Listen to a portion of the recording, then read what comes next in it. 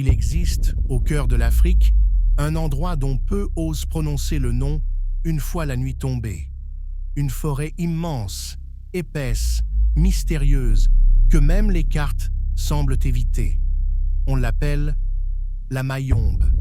À première vue, ce n'est qu'un poumon vert, une jungle luxuriante traversée par les rivières. Mais pour les habitants de la région, elle n'est rien de moins qu'une entité, une force ancienne, une forêt qui respire, une forêt qui regarde, et surtout, une forêt qui choisit. Car, dit-on, elle décide qui peut entrer et qui n'en ressortira jamais. Ce soir, je vais vous raconter l'histoire de 3 jeunes hommes qui ont osé défier la Mayombe. Leur but? Démystifier ce que tout le monde prenait pour des légendes. Mais ce qu'ils ont trouvé dépassait tout ce qu'ils pouvaient imaginer. Ceci est l'histoire de Didier, de Patrick et de Samuel. Une histoire dont un seul a survécu. Et encore, Didier était journaliste. Originaire de Pointe-Noire, il s'était fait connaître par ses enquêtes locales.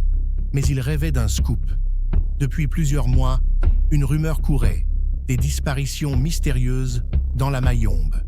Un photographe sud-africain, 2 chercheurs belges, même des chasseurs locaux, tous disparus, sans aucune trace. Les autorités parlaient d'attaques d'animaux, les scientifiques de simples accidents. Mais les villageois, eux, disaient autre chose. Ils parlaient d'esprits, de tambours dans la nuit, de la forêt qui appelle et qui garde ceux qui osent répondre. Didier n'y croyait pas. Pour lui, tout cela n'était que superstition. Alors, il décida d'enquêter, d'aller filmer la forêt, d'y passer la nuit et de montrer au monde que la Mayombe n'était qu'une légende amplifiée par la peur. Avec lui, partirent 2 amis proches. Patrick, caméraman passionné de prise de vue nocturne, Samuel, amateur d'aventure et de randonnée. Tous 3 se croyaient prêts. Mais aucun d'eux n'avait compris ce qu'ils allaient affronter. Ce que Didier ignorait encore, c'est qu'en franchissant les premiers arbres de la Mayombe, il ne ferait pas que traverser une forêt.